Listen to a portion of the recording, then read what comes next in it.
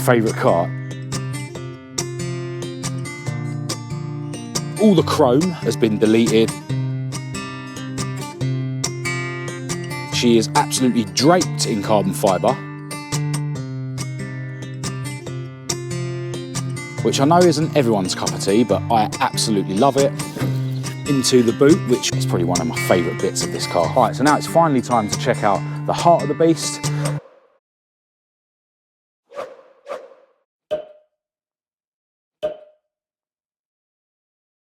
Hello and welcome to this video. I'm Marcus Hayes, and today, following on from my recent video where I gave you a walk around Maud, my Maud Mk1 Escort, I'm going to be giving you a walk around my favourite car, Esther the ST170 powered Mk1 Escort. I'm going to go into detail about all the modifications that I've carried out on this car over the years, let you know which companies supplied all the parts that I've fitted, and I'm going to let you guys know which parts I've used to convert the car to run a rear-wheel drive Z-Tech setup, which is something I get so many questions from you guys about. Now, she is looking a bit filthy, she's in a bit of a state, but here is my favourite car, Esther, the Mk1 Escort.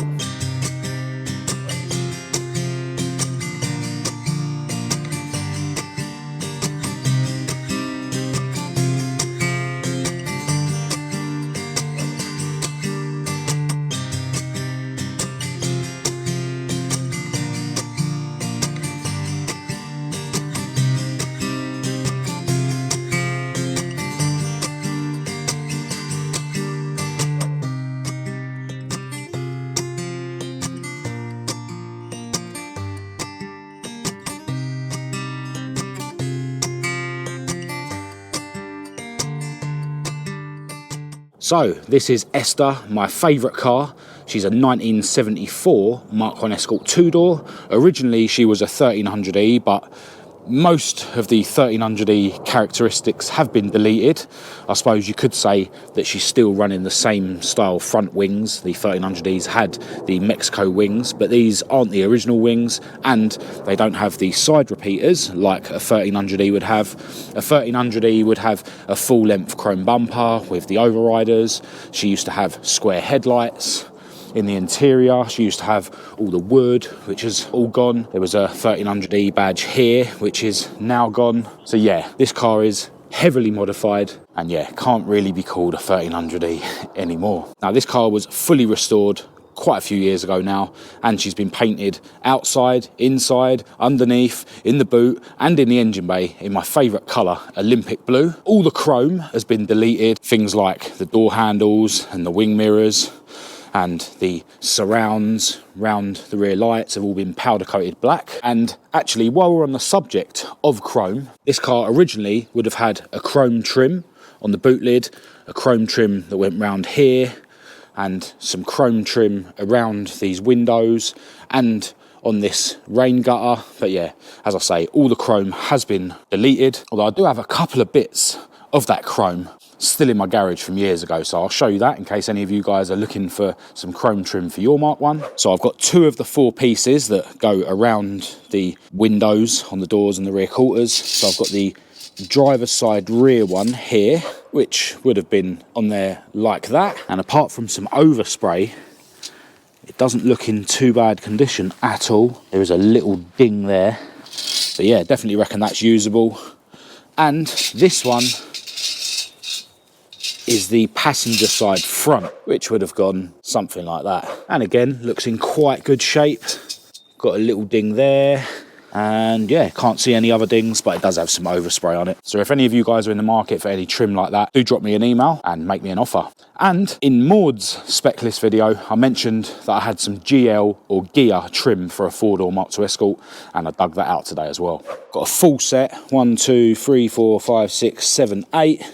These are the ones that go around the rear quarters, they curve round.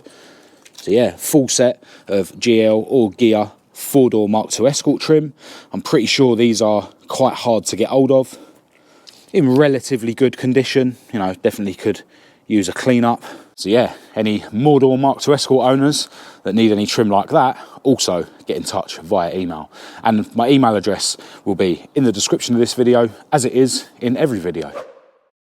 Back to talking about Esther's exterior. As you can see, she is absolutely draped in carbon fibre, which I know isn't everyone's cup of tea, but I absolutely love it. We've got the carbon fibre ducktail boot lid, carbon fibre rear bumper. Around the front, we've got the carbon fibre bonnet with the genuine aero catches that I sprayed Olympic blue. Got a carbon fibre grille with this mesh in the middle, carbon fibre quarter bumpers and carbon fibre bib spoiler.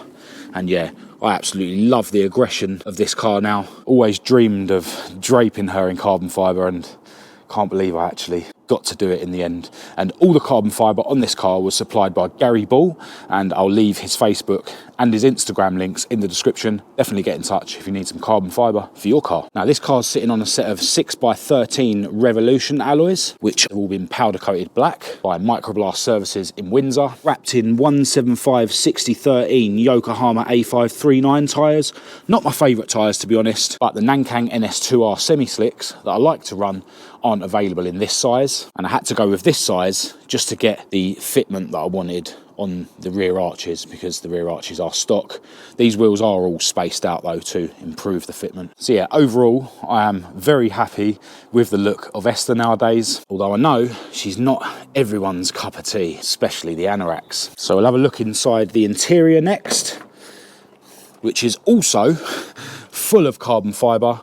Got the carbon fibre dash top, carbon fibre switch panel in the centre there, carbon fibre door cards and rear quarter cards in the back. And yeah, always dreamed of having a carbon fibre interior, but again, not everyone's cup of tea. This car's got an STR steering wheel from McGill Motorsport. This one's the sort of furry type rather than the fake leather type that I've got in Maud.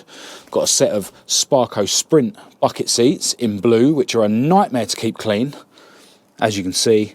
And I've got some black Luke harnesses. I think these seats and harnesses look awesome. On the carbon fibre switch panel, I've got my ME221 ECU from Motorsport Electronics, which controls the engine in this car. And I'm actually a dealer of Motorsport Electronics ECUs. So if you need an ECU for your car, definitely check out the range that are on my website at marcushayesuk.com.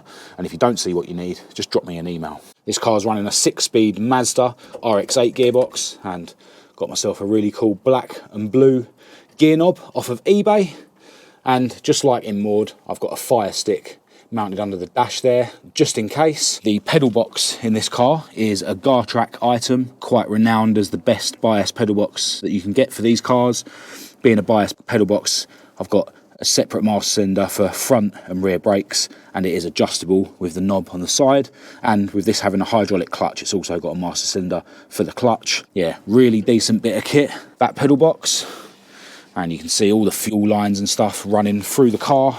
I'll just poke the camera into the back there. You can see that the harnesses are attached on that really strong bit there, which is actually around where the rear shock absorbers poke through.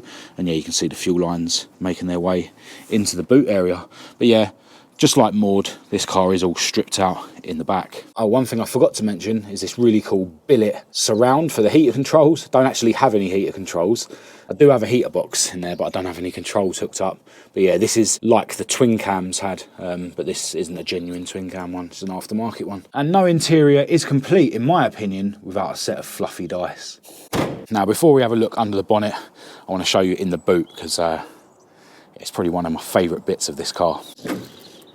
Into the boot, which was all freshly painted, although this was actually repainted when it went to Gavin Pink's place to have the damage repaired on this corner. But yeah, got a really cool Group 4 Fabrications alloy tank that I spent hours polishing. Got the spare wheel mounted on this really cool post. This post actually has another bit that you can screw on so that you can have 2 wheels stacked in there. Really cool. And over here I've got my fuel pump and filter set up.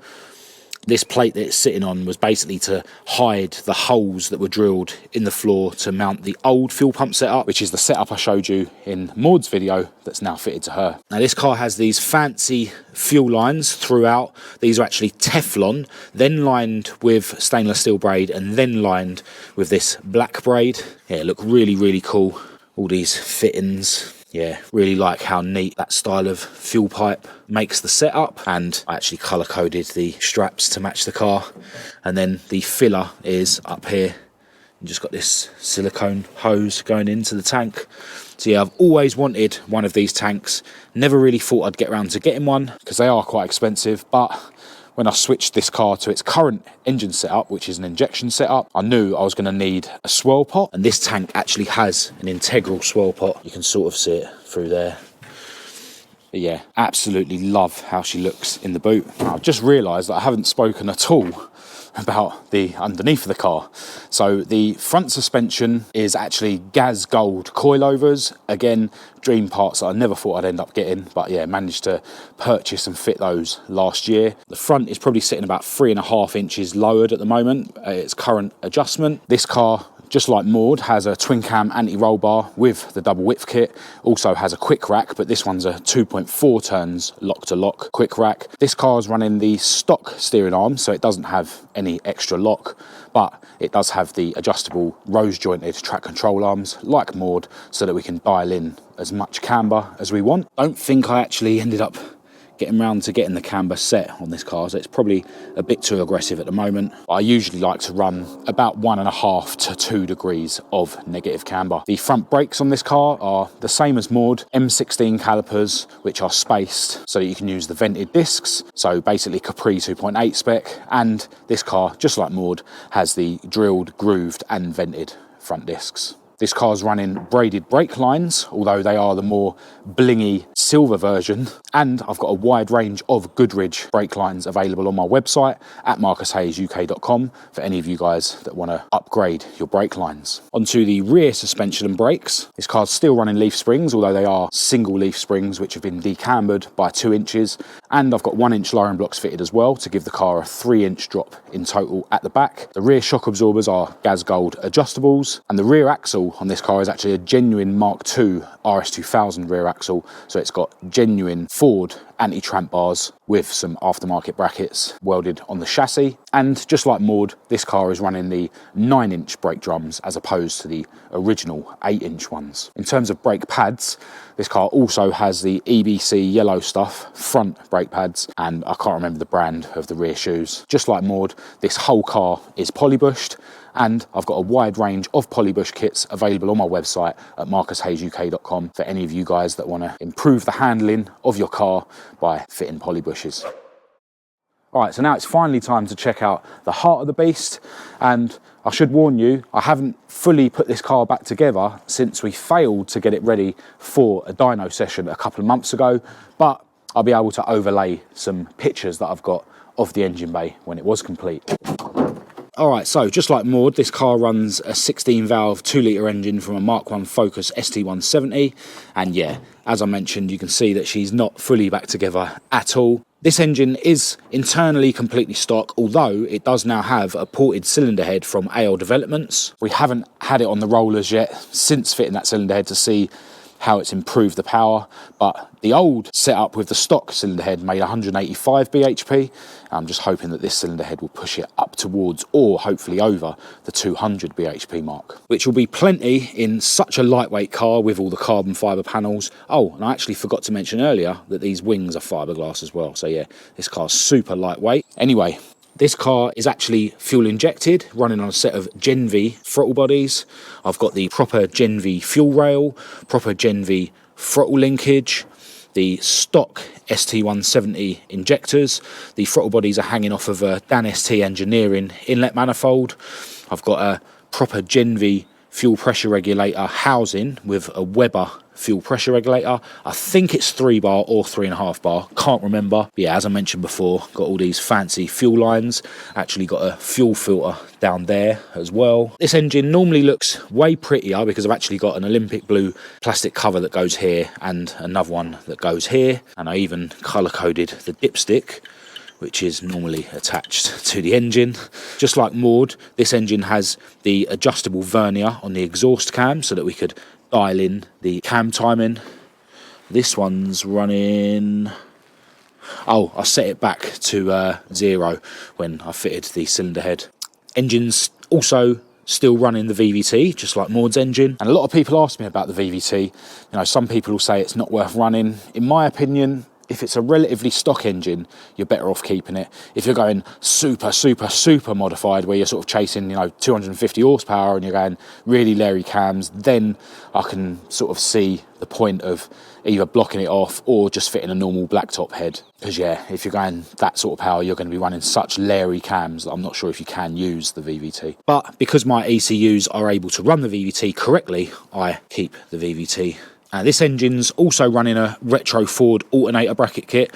Obviously the alternator isn't fitted at the moment, and the kit on this car is the lightweight Nippon Denso Motorsport kit that retro Ford sells. And I've got a wide range of Nippon Denso alternator kits available for all different Ford setups if any of you guys are in the market for a lightweight alternator kit. They're available for Crossflow, Pinto, Zetec and Duratec on my website. These throttle bodies would normally have trumpets fitted. As I say, haven't put this engine back together at all. Got a really cool alloy rad in this car, and you can just see the electric fan mounted on the front of it in there. Got alloy windscreen washer bottle from Pro Alloy. Got quite a cheap catch can with a black filter on the top of it. The coolant hoses on this car are retro Ford silicone ones. You can see the bottom hose is there, it's just not hooked up to the radiator. And the exhaust manifold that isn't fitted at the moment is a stainless Piper manifold, and the exhaust system is also a stainless Piper one. And I really, really like the Piper stainless exhaust manifold, but it has cracked a couple of times and I've had to weld it up. But the system is a really good fit as well, especially compared to the mild steel Ashley one that's fitted to the other car. Also in the engine bay, you can see the reservoirs for the bias pedal box, rear brakes, front brakes and clutch. Got these really cool top mounts for the suspension. These aren't adjustable, but they are alloy with a spherical bearing in them. And yeah, not really sure what else to say about the engine bay, apart from to apologise that it's looking in such a state. Oh, I do have this really cool lightweight battery. Yeah, super light and fits inside the ridiculously narrow Mk1 Escort battery tray, although I did cut a little bit off here just to make the exhaust manifold easier to fit. Now, in terms of rear-wheel drive Zetec conversion parts, this engine also has the retro Ford engine mounts. It has a G19 alloy sump, just like the other car, and the starter motor on this car is a retro Ford one as well. Because the light flywheel on this car, which is actually a turbo sport one, the space away from the engine that the ring gear is the same as a Zetec, so the retro Ford starter motor is the best one to use in that case. On Maud, the light flywheel I'm using is based on a Pinto flywheel in terms of the gap between the engine and the ring gear, so on that setup I've got a Pinto starter motor. In terms of clutch on this car, I'm running the Helix 4-paddle unsprung clutch, same as what I fitted to Maud very recently, but this car is running a Mazda RX-8 6-speed gearbox. The ratios aren't ideal, but because I'm running a 3.54 diff ratio in this car, it's actually not bad at all. It means that first gear is usable, it's not too revvy, and you have the benefit of having a high top speed as well. In between the Mazda box and the diff is a Motorsport SPEC single piece prop shaft that was custom made so that the yoke for the back of the Mazda gearbox is correct. And back to the diff, this diff actually has a Blackline LSD fitted that I got from my friends at Retro Ford, and I also purchased the 18 spline uprated half shafts. They came as a kit, and that actually means that Esther's rear axle theoretically can handle 300 horsepower, which is way more than she's ever going to run. And yeah, I think that is pretty much the whole spec mentioned. One little thing, I always like to run genuine Ford oil filters on my engines, and these are available on my website at marcushaysuk.com as well. Another really little modification, these lightweight alloy bonnet hinges, which actually saved 500 grams in total, if I remember rightly. I actually did buy some lightweight alloy boot hinges for this car, but they turned out to be Mark II ones, so yeah, I need to dig them out and fit them to Maud, I reckon. But yeah, I think that is now the whole spec mentioned. Nope, I forgot to talk about Esther's water rail, which I got free with one of the ST170 engines that I've picked up over the years. I'm not actually sure what brand it is, but it's very similar to the Retro Ford water rail. And it's much better than the uselessly designed one that I've got fitted to Maud, because it puts the thermostat in a place that's actually replaceable without removing the engine. Another little thing I forgot to mention in Esther's engine bay is the fact that she's also running one of the retro Ford coil pack brackets, which allows you to mount the coil pack underneath the inlet, although that bracket is currently sitting on Esther's battery tray. And there's something I forgot to mention on both cars, and that's the billet alloy front hubs that they're both running, and they are the plus 10mm versions, which push the front wheels out 10mm each side to widen the front track by 20mm in total. Now, before I go, I've got a couple of other parts to show you that I've got for sale, just in case any of you guys are in the market for any of those bits. Definitely rather give you guys first refusal before I list them on eBay. So, tucked behind my dad's Mark III, which isn't for sale, is a couple of bits, but I've got this box here that I keep forgetting about. I notice I've got a CVH rocker cover in here. I've actually got at least one RS Turbo one and at least one non-RS Turbo one, so let me know if any of you guys need one of them. I've got this old servo tower here, which came out of Maud. I did actually cut the bottom off it because I used to run the servo lower when I had side drafts on a Z-Tech. So yeah, that might come in handy for someone. But yeah, moving down the side of my dad's Mark III, I've got this absolutely mint boot lid that came off of Esther. It's a metal one. This was actually resprayed by Gavin Pink and his team when they did the repair on Esther, because when they lined up the new rear panel and the new rear quarter panel, they wanted a metal boot lid to line everything up with. So I sent the car down there with a metal boot lid rather than the carbon one. And yeah, they gave it a lick of paint whilst they were painting the rest of it. This is something I've been hoarding for years and something that I thought I'd never get round to selling. But yeah, I don't think I'm ever going to fit it. So if I get a decent enough offer, then I'm willing to let it go. But it is absolutely mint. I'll see if I can show you the inside. I mean, I only ever done the inside with rattle cans. And yeah, there is literally no sign of any rust. No surface rust, nothing. And this was rattle can years ago now. And yeah, I mean, that lip just speaks for itself. So yeah, definitely not looking to give it away. I'm not desperate for the money. It's not really in the way. It doesn't take up a lot of room. But if anyone out there does want a really decent boot lid, just drop me an email. Now over here, I've got another panel. Now this isn't metal, this is fiberglass. This is the bonnet that was fitted to Esther before I got the carbon one. Now these bonnets aren't super expensive to buy, to be honest. But I spent about 2 days sanding and filling it. Because yeah, these bonnets, they don't come in a very good shape when you buy them brand new. And then the guy that painted it for me blocked it, primed it, blocked it, primed it about 3 times before he painted it. So yeah, this is probably the straightest fiberglass bonnet there is out there. It's obviously got the holes for the aero catches. And yeah, it's pretty mint in Olympic blue. We painted the inside of it as well. So yeah, if anyone's in the market for a fiberglass bonnet, just get in touch via email. But as I say, I'm not looking to give it away. As far as I'm concerned, this bonnet is worth more than a brand new one because of the work that goes into these bonnets when they're fiberglass to make them look straight. Loads of people couldn't believe there was a fiberglass bonnet when it was fitted to the car.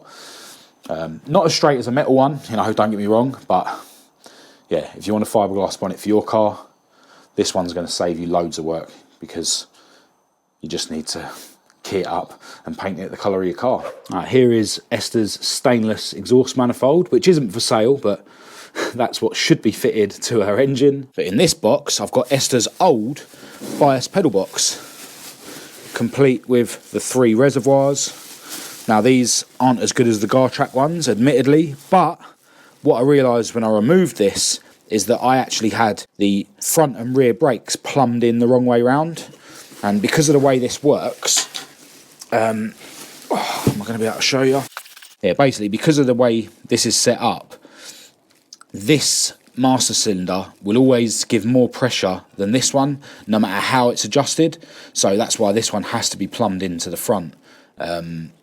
So yeah, if this is plumbed around the right way, I'm pretty sure this will be fine. And to be honest, if I'd have realised that before I'd gone and bought the Gartrack one, I might not have actually bothered buying the Gartrack one. But yeah, it's there. So if anyone wants a cheap bias pedal box, just drop me an email and make me an offer. I do briefly want to talk about this model Mk1 Escort that I like to call Heidi. Now, if you've been following my videos, you'll know that apart from sending this car to Chris KEMBER at CLUMPFAB for some rust repair and to have these front wings fitted, which are now bolt-on, I just haven't had time to get stuck into it. Now, I don't really want to sell it, but I just want to put the idea out there for anyone who is interested in buying this thing from me, because you know, everything's for sale for the right price, and because I haven't dived into it much, I haven't got so much sentimental value, you know, or attachment with this car yet. Now, it's worth noting that it doesn't have a front windscreen, it doesn't have an engine or gearbox, but I'm pretty sure everything else is there. It's got a full interior, the fuel tank's there, I'm pretty sure I've got lights and stuff for it. Definitely got a grille, set of bumpers. So yeah, the car is nearly complete, but it's definitely going to need some TLC in terms of the cosmetics. And if any of you guys out there are looking for a swap, I would love a really decent Mk1 or Mk2 Fiesta, preferably something that's on the road, you know, a rolling project. So yeah, I really don't want to sell it, but let's just put the idea out there just in case someone comes up with a decent offer or a decent swap. Now, other than that, I think it's time that I put this beautiful thing back in her garage, because today is gym day for me and my beautiful girlfriend Kat, so we need to get out of here. Do check the links in the description to all the companies that I've mentioned in this video, and don't forget, parts are now available on my own website at marcushayesuk.com, as well as all the official Marcus Hayes merchandise for you guys that want to support and represent the channel in that way. So other than that, I'm going to end this video here. If you did think it was any good, please do give it a thumbs up and a share. If you didn't, give it a thumbs down. Click subscribe to keep up to date with all my future uploads, and check the links in the description. As I've already mentioned, massive thanks to all my patrons for your ongoing support. But other than that, until next time, thanks for watching.